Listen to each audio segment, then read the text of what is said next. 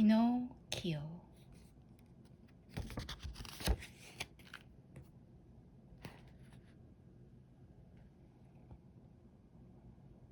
Once there was an old woodcarver called Geppetto who longed to have a child of his own.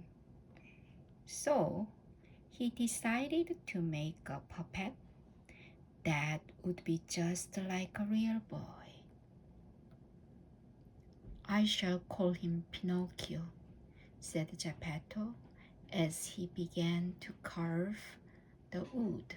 A moment later, he had a surprise.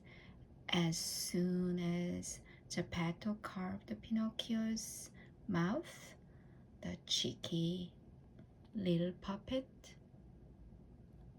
stuck out his tongue and laughed at him.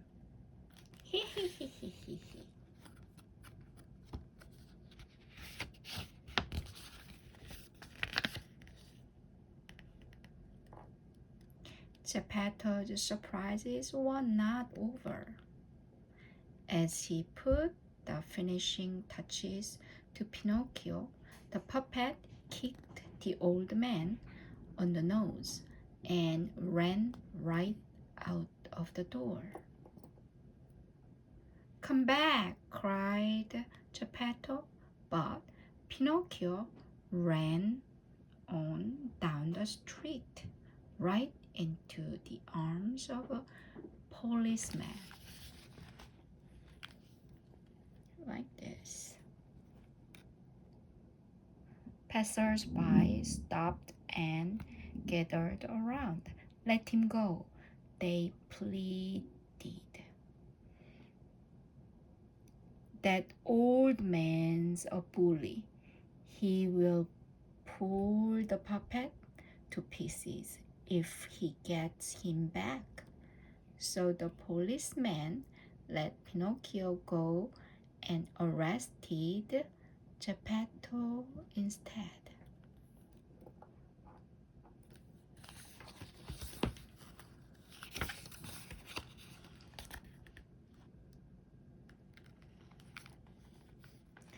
As soon as the old man had been taken away, Pinocchio returned home. Now he could do just as he liked. As he lay down on the bed to rest, he heard a tiny voice nearby. "I am the talking cricket," it said. "Be careful. Boys who don't listen to their fathers are always sorry later." But Pinocchio ignored the cricket.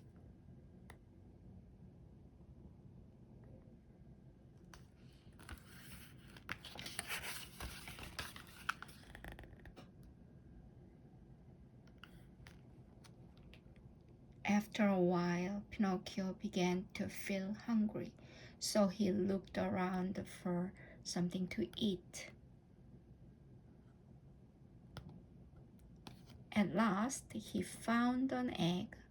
When he took it to the fire and tried to cook it, a little chick popped out and flew away.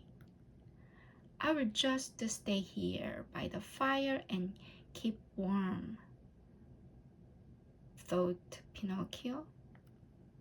Very soon, the lazy puppet was fast asleep.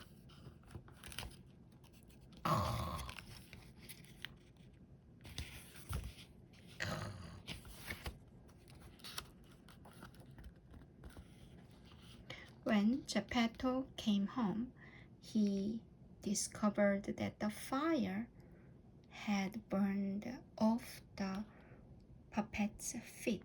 "Poor Pinocchio," said Geppetto sadly, giving him some pears to eat.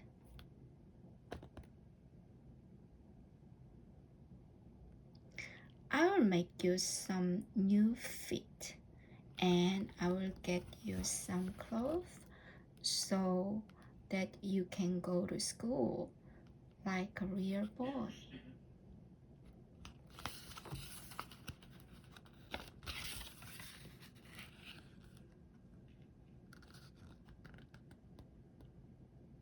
Geppetto was so poor that he had to sell his coat to buy Pinocchio's spelling book for school. Now, off you go, he said, handing Pinocchio the book.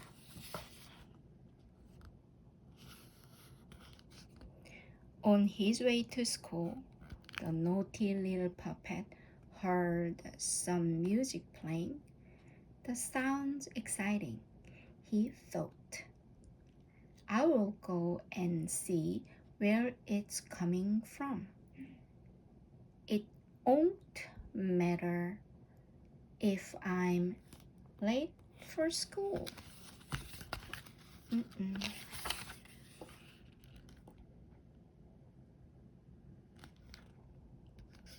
The music was coming from a traveling puppet show.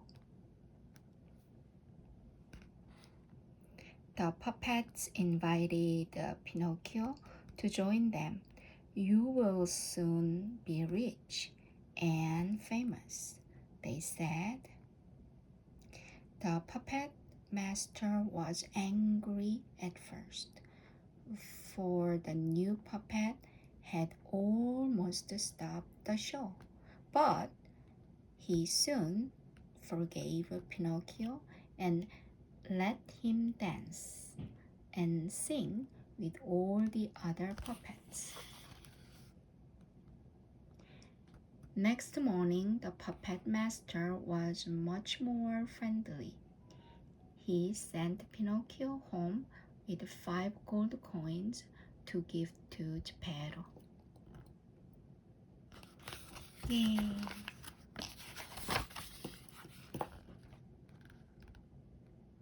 As Pinocchio set off for home, he met a cat and a fox. The cat was pretending to be blind, and the fox was pretending to be lame. Really, though, they were thieves. Ugh.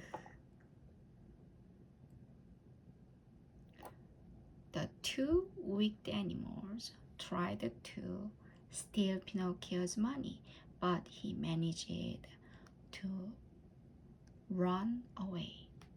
The thieves were so angry that they caught him and left him dangling from a tall oak tree.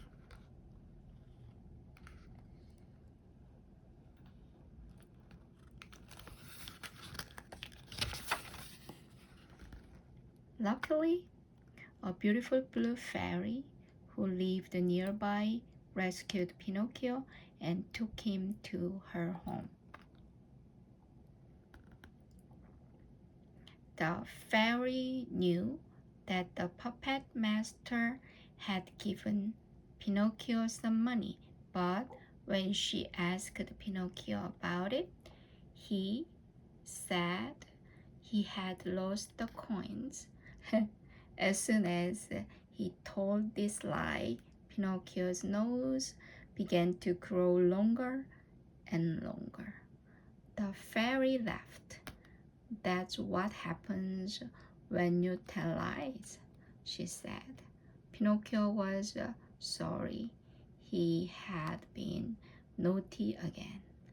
I wish I were a real boy, he told the fairy. Can you help me to become one?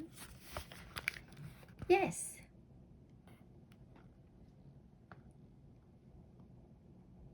said the blue fairy with a smile, but only if you are good and kind and brave. Then she told him how to get home to Geppetto. Yay!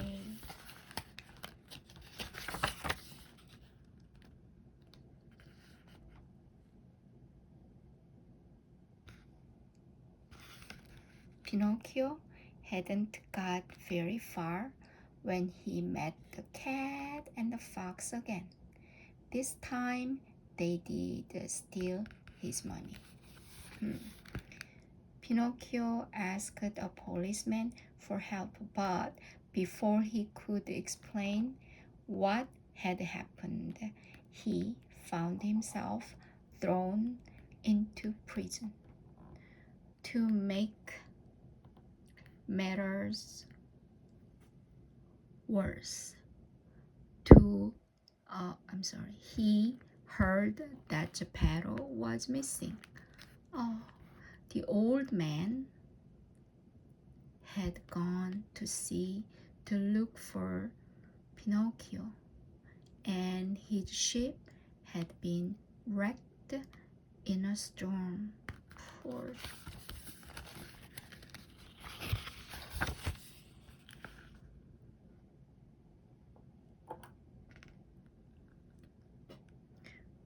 When Pinocchio was let out of prison, he really meant to go to school and be good, but he met some bad boys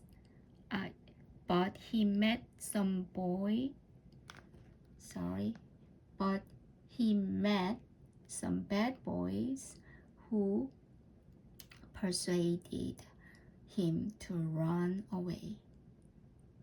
Though he had fun at first, Pinocchio was soon in trouble again. In a place called Toyland, he and the bad boys were all turned into donkeys. Pinocchio was put to work in a circus. One day he hurt his leg and couldn't work anymore, so he was thrown into the sea. As soon as he hit the water, Pinocchio turned into a puppet again.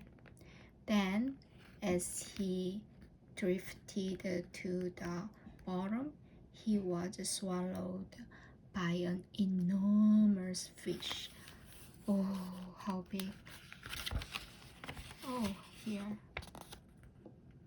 Wow. Oh. Pinocchio was amazed to find Geppetto inside the fish's belly, alive and well. This time Pinocchio wasn't naughty or lazy. Bravely, he led the kind old man to safety. The blue fairy had been watching. You deserve to have your wish, Pinocchio. One more time. You deserve to have your wish, Pinocchio, she said. And to everyone's delight, she turned him into a real life boy at last. Ta-da! Real life boy. Oh, Pinocchio became a real life boy. The end.